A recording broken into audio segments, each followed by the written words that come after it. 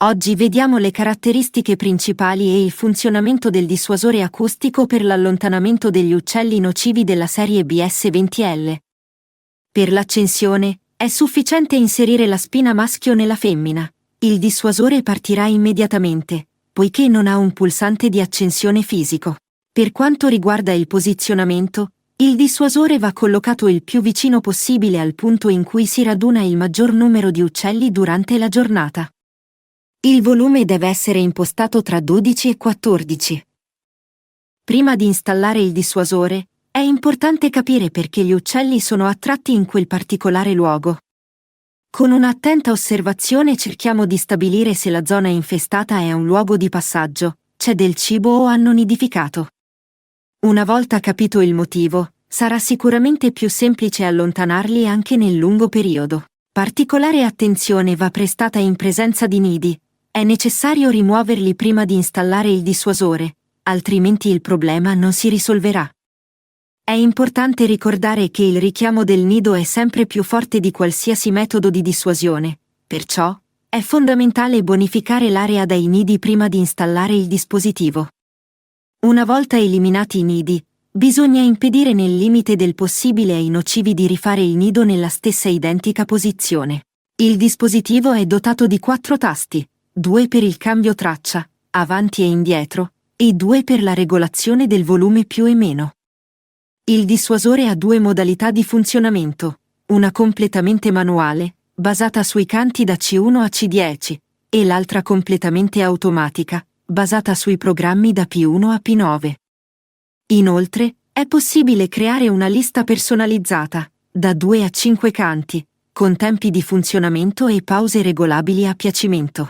Vediamo ora come accedere e configurare il menu Impostazioni.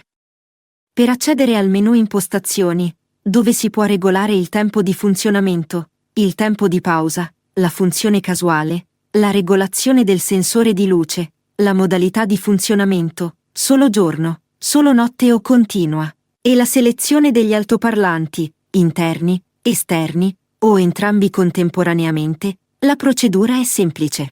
Per accedere al menu Impostazioni e fare le regolazioni, posizionarsi su un qualsiasi canto della lista, da C1 a C10.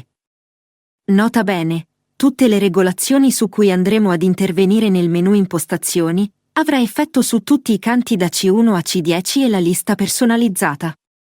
Non si avrà, invece, nessun effetto sui programmi, da P1 a P9, che hanno tempi di funzionamento e pausa automatizzati e non modificabili. Per entrare nel menu Impostazioni, premere contemporaneamente i tasti Sel e Set per 2 secondi. La prima voce di menu mostrata è TF, tempo di funzionamento, seguita da TP, tempo di pausa, RD casuale, LS, regolazione sensore luce, DS, modalità di funzionamento giorno, notte o continua, SP, selezione degli altoparlanti, DL, regolazione luminosità display, uscita dal menu. Per modificare un'impostazione, una volta selezionata la voce di menu desiderata, premere il tasto Set. Il dissuasore mostrerà l'impostazione attuale lampeggiante. Per modificare, usare i tasti più o meno a seconda delle esigenze, e premere Set per confermare. Ad esempio, per impostare un tempo di funzionamento di 50 secondi, selezionare 05, dove 0 davanti al numero indica i secondi, utilizzando i tasti più e meno e confermare con il tasto Set.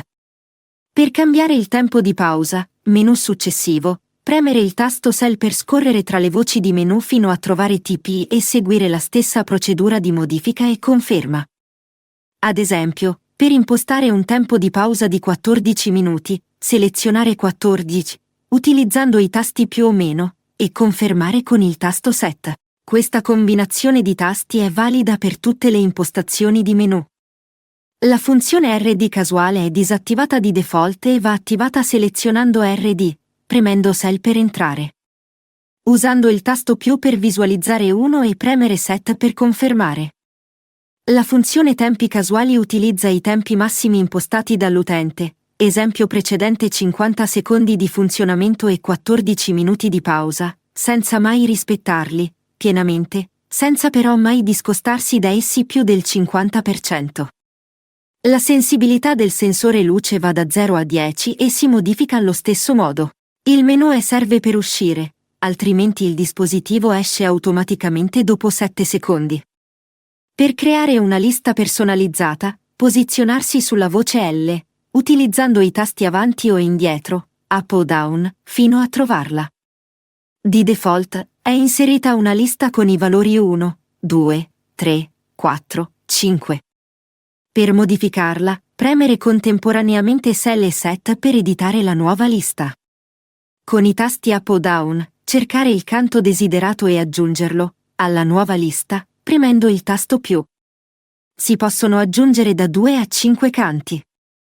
Una volta finita la propria sequenza personalizzata, aspettare 7 secondi che il dissuasore registri la nuova lista e esca da solo dalla modalità inserimento. Si può anche collegare un altoparlante esterno per raddoppiare la potenza del dispositivo e coprire un'area di terreno più estesa, fino a 10.000 metri quadri.